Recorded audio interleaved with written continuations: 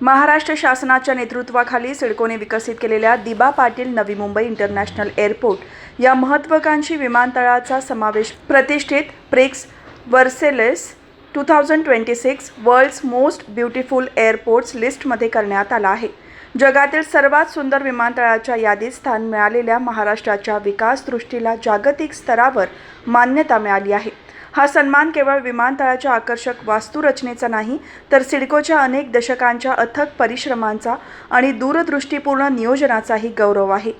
भारतातील सर्वात महत्त्वाकांक्षी पायाभूत प्रकल्पांपैकी एक असलेल्या या विमानतळाच्या उभारणीत सिडकोने निर्णायक भूमिका बजावली आहे।